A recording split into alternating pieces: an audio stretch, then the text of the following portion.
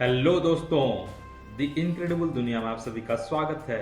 दोस्तों, जैसे कि आप सब जानते हैं कि अंग्रेज भारत में 200 साल तक राज करने के बाद अपने देश लौट गए थे। उनके जाने के बाद हमें चाहिए थी अपनी एक खुद की शासन व्यवस्था, तो इसलिए हमने गणतांत्रिक शासन व्यवस्था को अपनाई।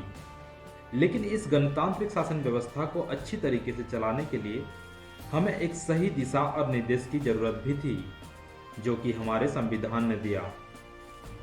कई देशों की संविधान को अध्ययन करने के बाद कॉन्स्टिट्यूएंट असेंबली यानी कि संविधान सभा द्वारा हमारे संविधान को तैयार किया गया और 26 नवंबर 1949 को अपनाया गया।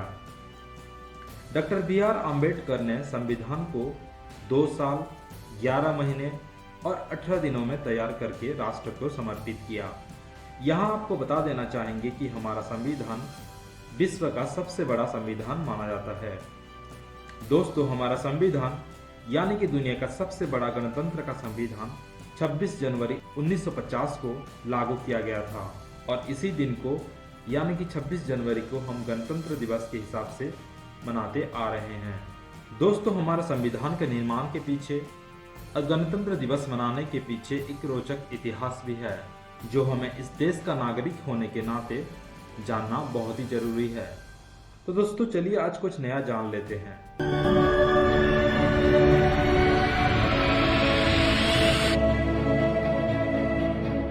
Subscribe now and press the bell icon. हमारे गणतंत्र का इतिहास की शुरुआत होती है 1929 से।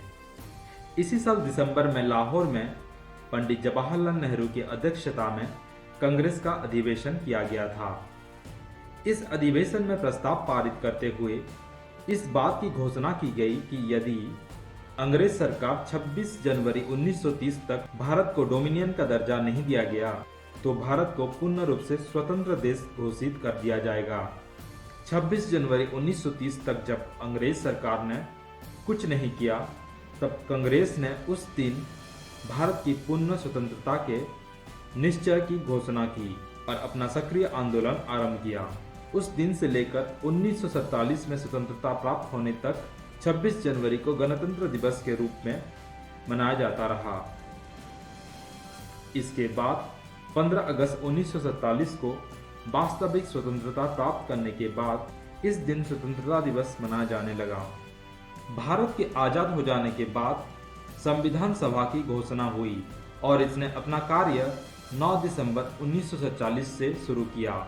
संविधान सभा के सदस्य भारत के राज्यों की सभाओं के निर्वाचित सदस्य के द्वारा चुने गए थे।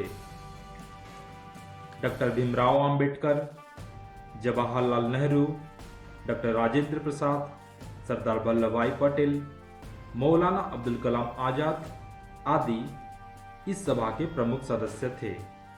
संविधान के निर्माण में कुल 22 समितियां थी, जिसमें प्रारूप समिति यानी कि ड्राफ्टिंग कमेटी सबसे प्रमुख और महत्वपूर्ण समिति थी और इस समिति का कार्य पूरा संविधान लिखना यानी कि निर्माण करना था। प्रारूप समिति के अध्यक्ष डॉक्टर भीमराव अंबेडकर थे।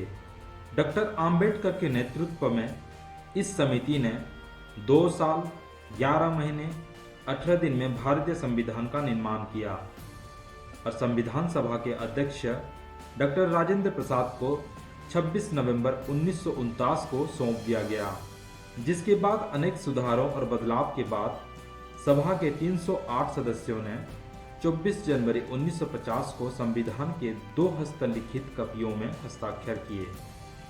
इसके 2 दिन बाद संविधान 26 जनवरी 1950 को देश भर में लागू कर दिया गया।